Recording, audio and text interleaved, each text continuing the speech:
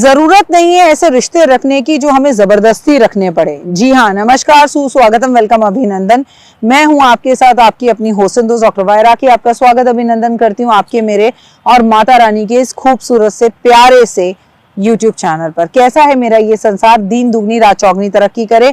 जितने भी बड़े बुजुर्ग इस कार्यक्रम को देख रहे हैं उन्हें मेरा चरण स्पर्श, और जितने भी मेरे हम सफर देख रहे हैं उन्हें मेरी राम राम, और जितने भी छोटे नालायक बच्चे देख रहे हैं जो माँ की बिल्कुल बात नहीं सुनते उनकी बहुत पिटाई करूंगी।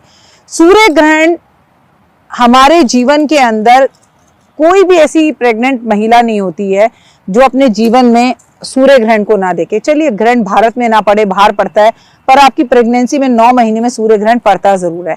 ये ग्रहण जिसे राहु और केतु लगाते हैं, ये आपके और हमारे जीवन में इतना जबरदस्त असर डालते हैं। आपने तो कहावतें सुनी होंगी ना, उसके तो व्यापार को ग्रहण लग गया, उसकी तो गृहस्थी को ग्रहण लग गया, उसके तो जीवन में ग्रहण लग गया, उसने तो जब से नौकरी ली है उसका जीवन खराब हो गया। आपको भी ऐसी कई बातें सुनने को मिलती होंगी। लेकिन क्या ग्रहण सच में सिर्फ डराने के लिए होता है? क्या ग्रहण में हमें कुछ सीखना होता है? क्या ग्रहण में हमें कोई बातें करनी होती हैं? क्या ग्रहण में खाना पीना नहीं चाहिए?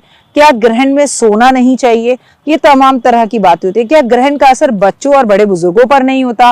क्या ग्रहण का असर गर्भवती महिलाओं पे सबसे ज्यादा होता है? अगर आपके मन में इस तरह के कोई भी सवाल है तो इस वीडियो को अंत तक जरूर देखिए। और हाँ, अगर आप प्रेग्नेंट हैं तो जरूर देखिएगा, क्योंकि ये देखना है, डराना नहीं है। आपको एक नॉलेज मिलेगी। ग्रहण एक विज्ञान है तो ज्योतिष भी एक विज्ञान है, और ज्योतिष के पास हर सवाल का जवाब है, लेकिन विज्ञान के पास आज भी बहुत सारे सवालों का जवाब नहीं है। सच में बहुत बड़ा लगता है जब सुनते हैं कि ग्रहण लगने वाला है। ग्रहण का जो हल्ला है ना, वो घर में एक त्योहार की तरह लगता है। पर आज ग्रहण को लेकर नई बातें और नई चीजें सामने आ रही हैं, और एक ज्योतिष ही एक ऐसा है जिससे मेरा नाता है, और एक जिम्मेदारी है मेरी कि मैं आपको सही और सटीक जानकारी दूं। आज मैं आपको बताऊंगी कि सूर्य ग्रहण के बारे में, सूर्य ग्रहण क्यों लगता है, ग्रहण के क्या उपाय हैं, ग्रहण में क्या करना चाहिए, ग्रहण से जुड़ी सभी बातें, और ग्रहण में क्या नहीं करना चाहिए। सबसे पहले मैं आपको बता दूं सूर्य ग्रहण लगता क्यों है। ग्रहण एक खगोलीय घटना है, और सूर्य ग्रहण की बात की जाए तो मैं आपको बता दूं कि इस वक्त चंद्रमा और सूर्य जब धरती के बीच में आ जाते हैं तब धरती पर सूर्य ग्रह का प्रकाश नहीं आ पाता, जबकि चंद्र ग्रहण के दौरान पर धरती और चंद्रमा के बीच में सूर्य आ जाता है। सूर्य सीधा एक जगह पर आ जाता है, जिसकी वजह से चंद्र ग्रहण लगता है। इस समय चंद्र ग्रहण चूंकि धरती के छाया पर आ जाता है, इसीलिए उसकी केवल छाया ही दिखाई देती है, और लोग चंद्र ग्रहण देखना नहीं चाहते, सूर्य ग्रहण देखना नहीं चाहते, डरते हैं। लेकिन कई साइंटिस्ट इसे खुली आंखों से देखते हैं, तो चश्मा लगाकर देखते हैं, और बड़े बड़ी जगहों पर बैठकर इसके ऊपर चर्चा करते हैं। दूसरी तरफ शास्त्रों में यह भी कहा गया है कि राहु और केतु की छाया जो है छाया ग्रह हैं, जो समुद्र मंथन के समय पर अमृत को पीकर अमर होना चाह रहे थे। ऐसे में सूर्य और चंद्रमा ने ये बात भगवान विष्णु को बता दी, और भगवान विष्णु ने जो है राहु का सर धड़ से अलग कर दिया, जिसकी वजह से ये चंद्र ग्रहण लगता है। और चंद्र ग्रहण लगकर राहु और केतु जो हैं वो सूर्य से अपना और चंद्रमा से अपना बदला लेते हैं, जिसका असर भारत पर तो नहीं है, लेकिन यूरोप, एशिया, अफ्रीका, उत्तरी अमेरिका, दक्षिण अमेरिका और अटलांटिका में, महासागर में खासकर दिखाई देगा। लेकिन ये भारत में दिखाई नहीं देगा। लेकिन क्योंकि सूर्य एक है तो इसका असर आपके और मेरे जीवन पे तो पड़ेगा। कुछ राशि वालों के लिए बहुत ही शुभ साबित होगा, और कुछ सूर्य ग्रहण जो है कुछ राशि वालों के लिए ओके कर्म फल के हिसाब से देगा। जिन जिन देशों के अंदर ये ग्रहण लगने जा रहा है वहां तो आप उथल पुथल देखेंगे, लेकिन पाकिस्तान, अमेरिका, यूरोप और कनाडा में इसका असर आपको सबसे ज्यादा दिखाई देगा। लेकिन इसका असर भारत पर भी होगा और राशियों पर भी जरूर होगा। सूर्य देव एक हैं, और मेरे सर पर इस वक्त सूर्य देव हैं, आप भी देख पा रहे हैं उन्हें, प्रकाश है तभी मैं ये शूटिंग कर पा रही हूँ। लेकिन सूर्य का असर ऐसा हो ही नहीं सकता ग्रहण हो और 12 राशियों पे ना पड़े। ज्योतिष शास्त्रों के अनुसार सूतक काल जो है सूर्य ग्रहण का, वो 12 घंटे पहले शुरू हो जाता है। क्योंकि ये भारत में नहीं दिखाई देगा, इसलिए इसका सूतक भारत में मान्य नहीं होगा, जो ग्रहण काल के बाद ही खत्म होता है।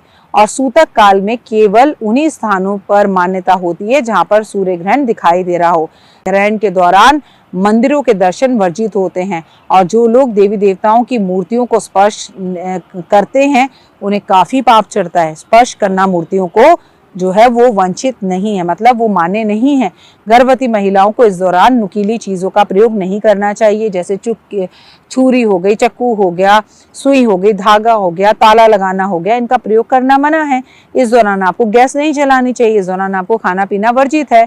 और हमारी मम्मियाँ खाना बनाने से भी इस टाइम पर बचती हैं, चाहे वो ग्रहण भारत में हो या ना हो, थोड़ा सा उसे नजरअंदाज करना चाहिए। और अगर बहुत ही बीमार व्यक्ति घर में हो, छोटा बच्चा हो, उसे देना भी हो तो आपको मैं बताऊं उसमें तुलसी डालकर या हरी हरी घास और दूर्वा डालकर देना चाहिए, क्योंकि तुलसी और दूर्वा पर ग्रहण का कोई असर नहीं होता। कुछ लोग तो बहुत ही कंफ्यूज होते हैं कि ग्रहण के बाद क्या करें और क्या ना करें। ये भी मैं आपको बता देती हूँ, ग्रहण से पहले भी स्नान जरूर करें और ग्रहण के बाद भी स्नान जरूर करें।